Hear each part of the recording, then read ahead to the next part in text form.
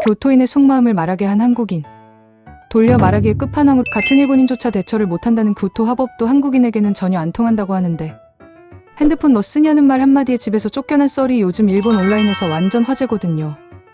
이게 그냥 웃긴 에피소드가 아니에요. 최근 야후 재팬에서 좋아요 27,000개 넘게 박힌 댓글이 올라왔는데요. 한국인은 눈치 대신 직구를 날린다. 그래서 오히려 속이 시원하다. 라는 반응이었어요. 진짜 이게 뭔 소리인가 싶잖아요. 근데 들어보면 완전 공감 가더라고요. 실제 사례부터 보겠습니다. 몇 달 전 교토 출신 친구 집에 놀러 갔다는 한 한국인 이야기예요. 같이 밥 먹고 푸딩 먹고 밀크티 마시면서 한참 떠들고 있었대요. 분위기도 좋고 완전 재밌게 수다 떨고 있었는데 갑자기 친구가 핸드폰 뭐 쓰냐? 하고 묻더래요. 보통 교토 사람들한테 이 질문은 가라는 신호잖아요. 시안 보고 슬슬 눈치껏 일어나라는 은근한 퇴장 신호인 거죠. 근데 한국인은 어떻게 반응했냐? 나도 아이폰이야. 일본은 아이폰이 편하지. 하면서 토크 모드 돌입했대요. 거기서 끝이 아니라 통신사 요금제 비교까지 들어갔다는 거예요. 결국 교토 친구가 한숨 쉬고 역시 한국인한테는 이렇게 말하면 안 되는구나 나 이제 슬슬 체력 한계라 졸려. 라고 직설로 털어놨다고 해요. 완전 항복한 거죠. 돌려 말하기 포기하고 그냥 솔직하게 말해버린 거예요. 이게 왜 이렇게 화제가 됐는지 아세요? 일본 현지 커뮤니티 반응이 완전 갈렸거든요. 첫 번째로 교토 출신 네티즌들 반응부터 볼게요. 좋아요 17,000개 넘게 받은 댓글이 이거였어요. 교토 사람도 요즘은 힘들다. 그냥 피곤하면 피곤하다고 말하고 싶다라고요. 이게 무슨 뜻이냐면 교토 사람들도 사실은 돌려 말하는 거 되게 지친다는 거예요. 전통이니까 지켜야 하는 건 알겠는데 솔직히 말하면 편한데 왜 굳이 애둘러 말해야 하냐는 거죠. 그 다음은 도쿄 쪽 반응이었어요. 교토식 돌려 말하기는 관광객이 많아서 생긴 생존 전략이다. 라는 해석이 나왔습니다. 이게 진짜 날카로운 지적이에요. 왜냐하면 교토는 천년수도였잖아요. 역사적으로 귀족들 많고 방문객 많고 그러다 보니까 직접적으로 말하면 신뢰가 될 수 있는 상황이 많았던 거예요. 그래서 자연스럽게 완곡하게 표현하는 문화가 자리 잡은 거죠. 근데 여기서 반전 포인트 하나 나옵니다. 실제로 최근 3개월 동안 일본 SNS에서 교토 화법 관련 검색량이 급증했거든요. 이유가 뭔지 아세요? 외국인 관광객 폭증 때문입니다. 2025년 들어서 교토 방문 외국인 수가 역대 최고 수준을 찍었어요. 코로나 끝나고 관광객들이 쏟아져 들어오면서 현지 주민들 스트레스가 진짜 극에 달했다는 분석이 나왔거든요. 야후 재팬 댓글 보면 절실함이 느껴져요. 관광객들이 너무 많아서 은근하게 말하면 아예 이해를 못한다. 라는 반응도 있었고 그냥 직설적으로 말하는 게 서로 편하다는 걸 깨달았다. 라는 댓글도 많이 보였어요. 그러니까 예전에는 교토 사람끼리는 암묵적으로 통했는데 이제는 문화가 다른 사람들이 늘어나니까 그 방식이 안 먹힌다는 거죠. 두 번째 반전은 더 재밌어요. 한국인에게 교토 화법이 안 통한다는 게 단점이 아니라 오히려 장점이라는 분석이 나왔거든요. 좋아요 15,000개 받은 베스트 댓글이 이거였어요. 한국인은 말 그대로 받아들이니 오히려 오해가 줄어든다.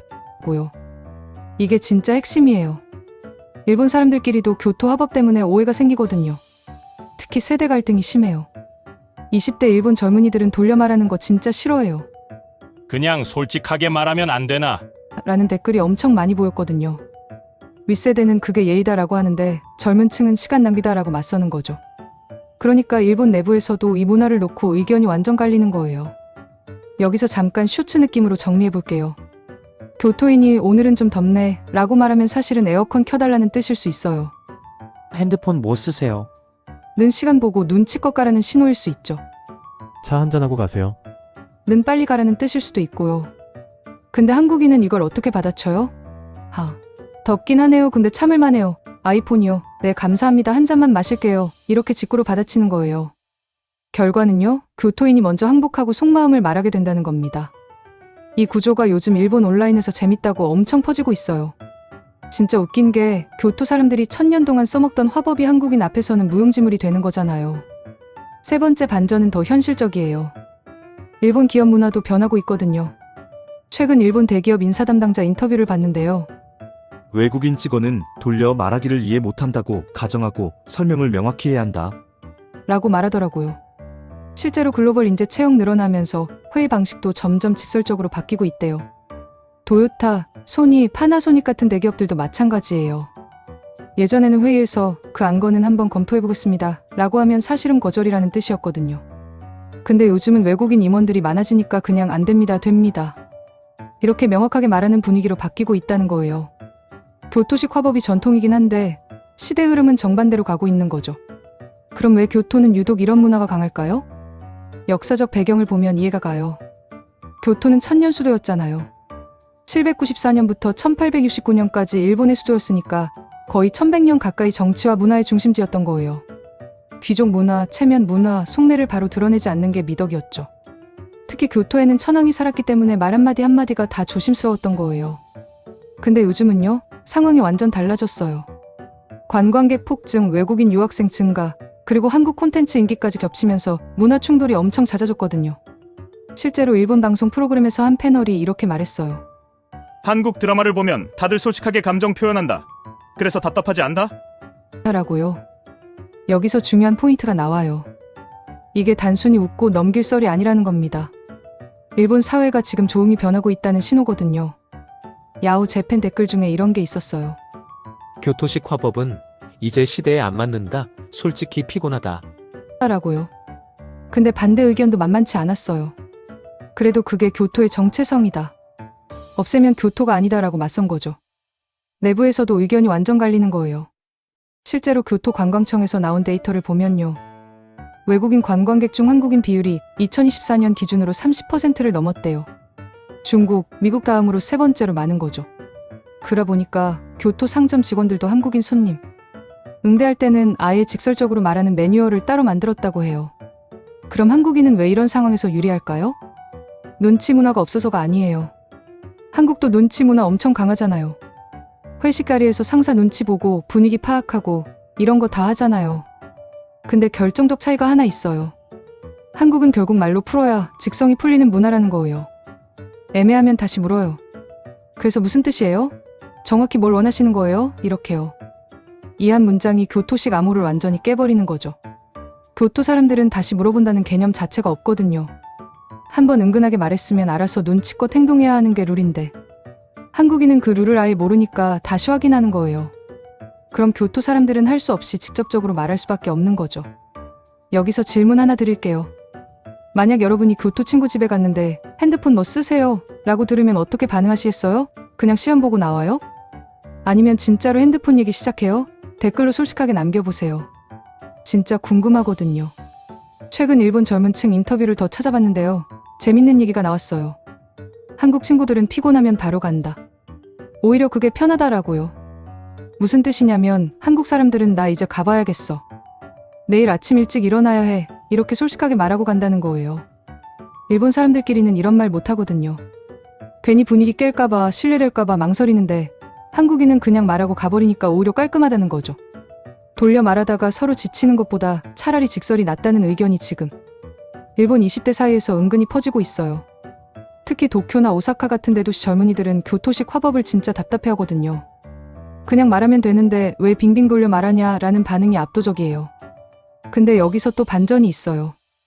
교토 사람들도 사실은 외부인한테는 돌려 말하는데 가족끼리는 직설적으로 말한대요. 한 교토 출신 유튜버가 폭로했는데요. 우리 집에서는 다들 솔직하게 말한다. 교토 화법은 밖에서만 쓴다라고 하더라고요. 그러니까 이게 진짜 속마음이라기보다는 사회적으로 학습된 예의 같은 거라는 거예요. 실제로 교토 대학에서 나온 연구 논문을 봤는데요. 교토 화법의 역사적 기원을 추적한 내용이 있었어요. 결론이 뭐였냐면 교토식 돌려 말하기는 권력 관계에서 살아남기 위한 생존 전략이었다는 거예요. 귀족이나 무사 계급한테 직접적으로 말했다가는 목이 달아날 수도 있으니까. 완곡하게 표현하는 게 안전했던 거죠. 그럼 지금은요? 그런 권력 관계가 없잖아요. 그런데도 여전히 교토 사람들이 이 화법을 쓰는 건 일종의 문화적 정체성이 된 거예요. 우리는 교토 사람이니까 이렇게 말한다라는 자부심 같은 거죠.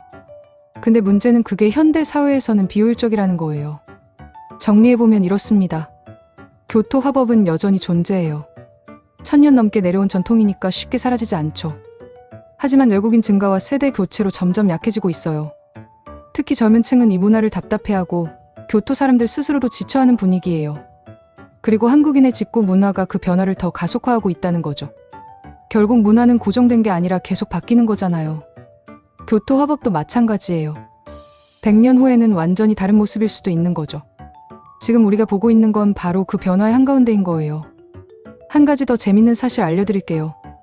일본 기업들이 한국 직원 채용할 때 오히려 장점으로 평가하는 게 이 직설적인 커뮤니케이션이래요. 한 일본 IT 기업 인사 담당자가 인터뷰에서 이렇게 말했어요. 한국 직원들은 문제가 있으면 바로 말한다. 그래서 빠르게 해결할 수 있다라고요.